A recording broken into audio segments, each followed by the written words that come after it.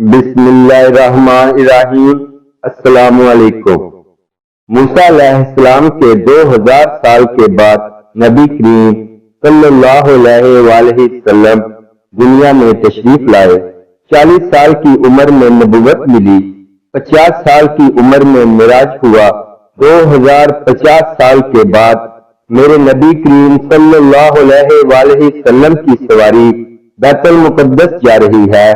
بیت المقدس پر جب وہ اوپر پہنچے ہیں تو مصر وہاں سے قریب ہو جاتا ہے۔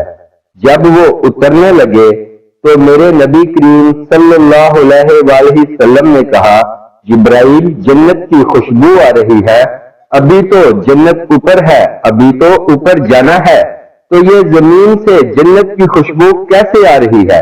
تو جبرائیل نے عرض کی، یا رسول اللہ، فرعون کی بیٹی کی باندھی مشاطہ اور اس کی اولاد کی قبر سے آ رہی ہے۔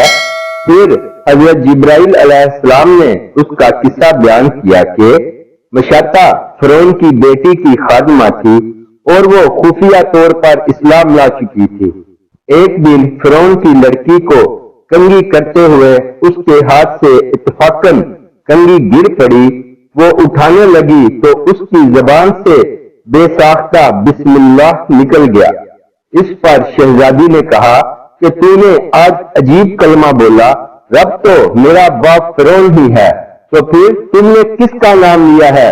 اس نے جواب دیا، فرعون رب نہیں بلکہ رب وہ اللہ ہے جو مجھے اور تجھے اور خود فرعون کو روزی دیتا ہے۔ شہزادی نے کہا، اچھا تو میرے باپ کے سوا کسی اور کو اپنا رب مانتی ہے؟ اس نے جواب دیا، ہاں میرا، تیرا اور تیرے باپ سب کا رب اللہ تعالیٰ ہی ہے۔ شہزادی نے اپنے باپ سے کہلوایا، وہ سخت غضبناک ہوا اور اسی وقت اسے دربار میں بلوایا اور کہا، کیا تو میرے سوا کسی اور کو اپنا رب مانتی ہے؟ اس نے کہا کہ میرا اور تیرا رب اللہ تعالیٰ ہی ہے جو بلند ہے اور بزرگی والا ہے۔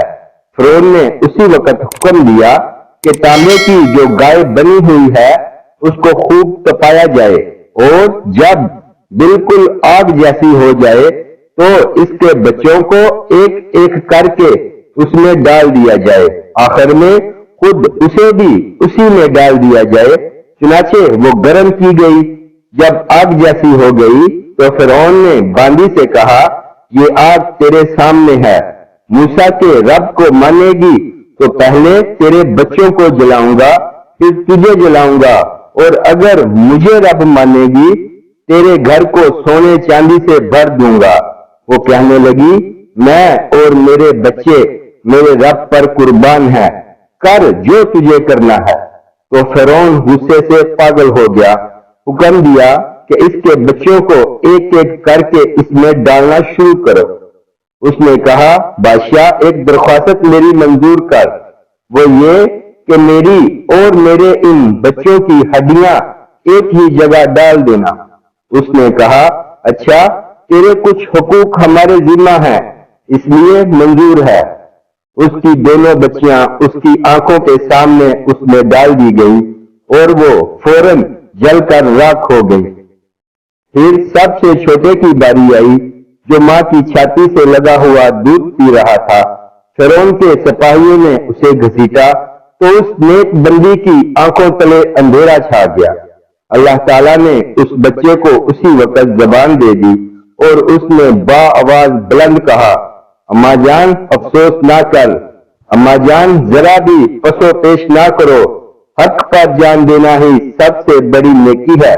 چنانچہ انہیں صبر آ گیا، اس بچے کو بھی آگ میں ڈال دیا گیا اور آخر میں ان کی ماں کو بھی اسی آگ میں جلا کر مار دیا۔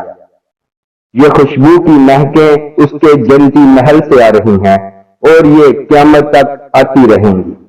سبحان اللہ۔ دین کی بات کو پھیلانا اور دوسروں تک پہنچانا بھی ایک صدقہ جاریہ ہے۔ اگر ویڈیو پسند آئی ہو تو لائک کر دیں اور اپنے دوست احباب کے ساتھ شیئر ضرور کریں۔ اسلامک ویڈیوز کے لیے سبسکرائب کریں اور ساتھ بیل کے بٹن کو بھی پریس کریں۔